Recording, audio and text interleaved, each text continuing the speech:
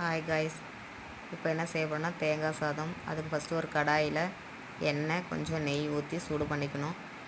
எண்ணெய் சூடானதும் கொஞ்சம் கடுகு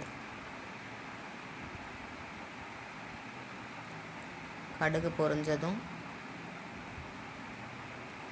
கொஞ்சம் கடலப்பருப்பு ரொம்ப பொரியக்கூடாது. கொஞ்சம் கருவேப்பிலை,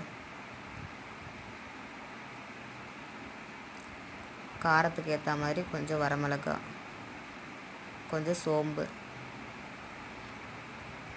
எண்ணெயிலே ஃப்ரை பண்ணிக்கணும். தேவையான அளவு உப்பு சேர்த்துக்கணும்.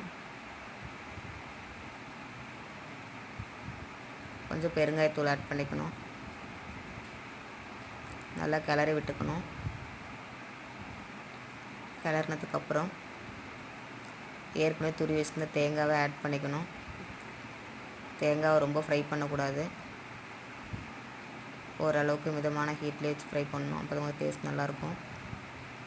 அது கூடவே கொஞ்சம் மிளகு பொடி ஆட் பண்ணிக்கணும். டேஸ்ட் கொஞ்சம் நல்லாயிருக்கும். நல்லா கிளறி விட்டுக்கணும். இப்போ நான் ஏற்கனவே ஒயிட் ரைஸ் ரெடி பண்ணி வச்சுருக்கேன். அந்த சாதத்தை இது கூட சேர்த்து கிளறி விட்டுக்கணும்.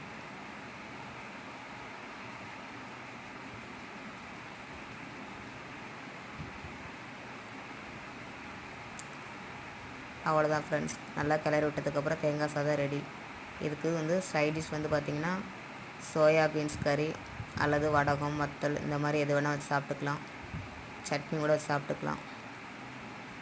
ட்ரை பண்ணி பாருங்கள். பிடிச்சிருந்தா சேனலை சப்ஸ்கிரைப் பண்ணுங்கள், லைக் பண்ணுங்கள், ஷேர் பண்ணுங்கள். தேங்க்யூ.